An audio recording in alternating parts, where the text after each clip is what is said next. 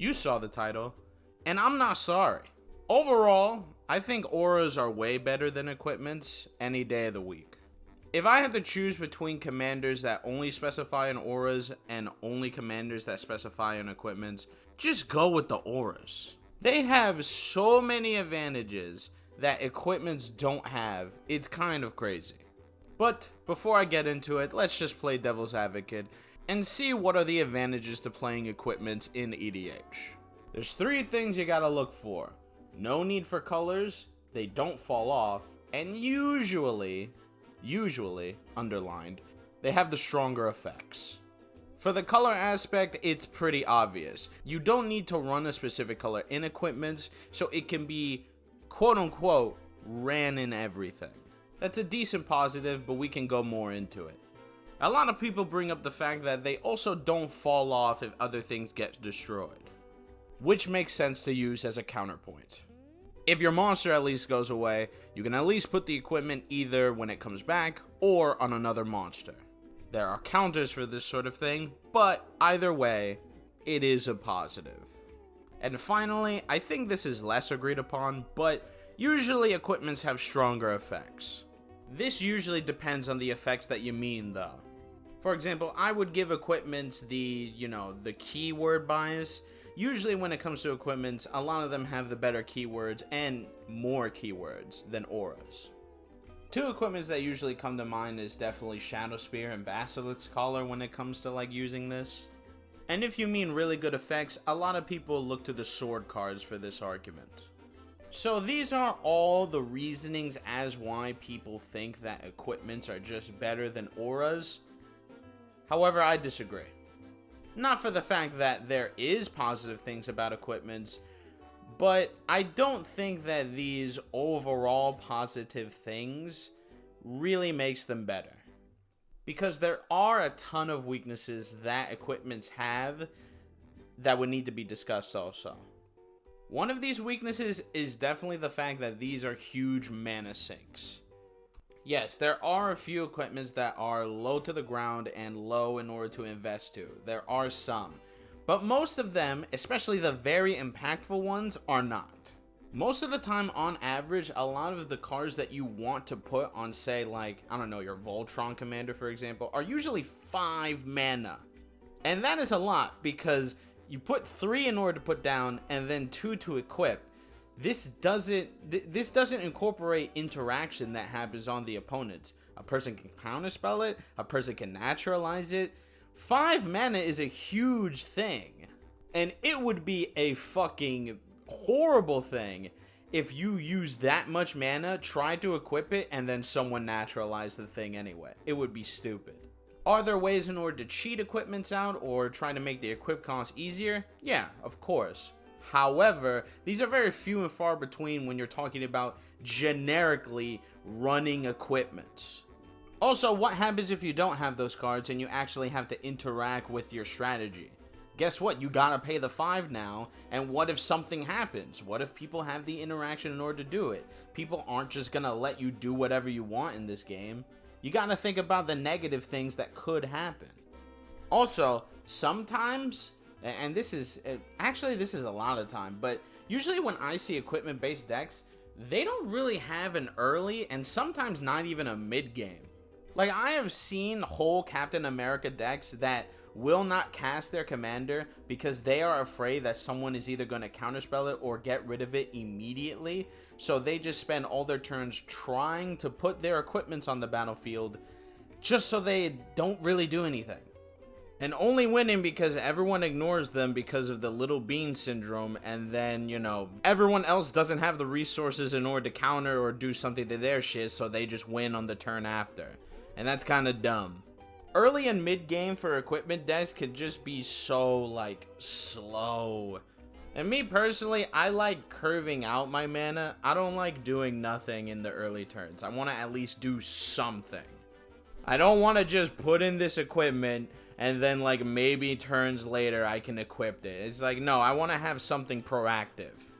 Also, the draw support for equipments is pretty fucking low. I'm pretty sure there's a few things in here that would be able to, get draws in your equipment deck, but To me, it's just not enough. I want my answers and I want them now. I don't want them fucking 50 turns later. I want them now. I want my land drops now. Do it now. And this is why, to me, I would just run aura decks rather than equipment decks. Hell, even generically, I'd rather run auras than equipments. Because these problems don't really exist for me. Most of these auras are less mana, meaning that you could put other things in your deck or run other cards during your turn rather than mana dumping into one thing. A lot of these auras are either 1 or 2 drops consistently, so they have a lot of ways in order to do early and mid game things. And very importantly, a lot of these decks have creatures or cards that just make it so that your draw advantage can be good pretty much in most colors. You want to make sure that your creatures are untargetable? Okay, run a few of these cards. Hey, you want to do things early game, you want to have some sort of back and forth with the opponent at least on like turn 4, you can run these cards. And if you want draws, not only do some auras pay for themselves, but other creatures in the deck, for the most part, they'll let you draw multiple cards, giving you a lot of ways to get answers, to get your important land drops, everything. Well, I don't like some of these aura protection stuff because, you know, some of them really only last for one turn.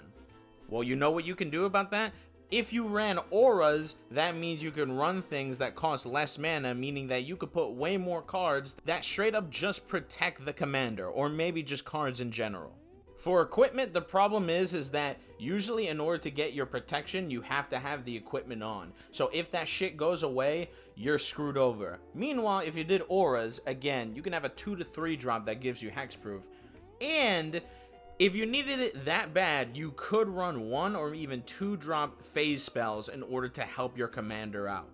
The early and mid game thing is huge because a lot of you like put equipments on a Voltron, but it's like a lot of the time you don't have a lot of mana in order to actually equip them throughout the course of like 6 turns.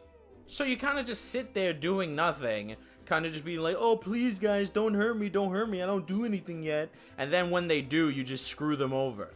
Draws are very important. Did you, like, let's say you had 2 of these guys on the battlefield, right? If you activated Nerd Rage, you would get so much draws. Not only, you would get probably like 4 draws, but not only that, but you would be able to use Nerd Rage's second ability to give your, like, the person that you targeted plus 10 when they attack. These are the great strategies and the great things that auras can do for most of your decks. But most people don't even want them. Swift Boots, Mithril Coat, the Sword cards, Colossus Hammer. There's a lot of equipments that people run for a specific function, but if they looked at their color identity, they probably would be able to see that you can either probably change this into an aura deck or simply replace it with aura cards. If you just want hexproof and you're in green, well, you have this. Does that mean that there's no use for equipments at all? I'm not saying that, but the advantages that equipments get are not equivalent to the advantages that auras get at all. A main thing people have problem with is just the fact that, you know, equipments don't fall off, but auras fall off. So obviously equipments would be best in that aspect. Well, no, not all the time, because again, you have to spend mana to probably cast that commander that you want back anyway. Not only that, but you still have to cast a lot of mana in order to actually equip most of them onto the commander anyway. Plus, I know it's dependent on like the color you're in, but in white, you could probably get that shit back. There's a lot of ways in order to get back your auras from the graveyard. Hell, even green has a card that does it back. Or you can see this as, well, even though they fall off, it shouldn't really matter too much, because a lot of the advantages that you do get, like the card advantage, like the being able to cast a lot of creatures very early, with that, you should be able to have more strategies that you can do even if the auras are in your graveyard. Also, this doesn't negate the point from before, because if you run an aura deck, because of how cheap they are, because of how well they are costed, because of how they're costed and the resources that they give you, you can run 1 or even 2 drop cards that protect your commanders anyway. So Either way, the fall off argument can literally be undone with deck design alone. Honestly, I think you could see this in decks that both run auras and equipment.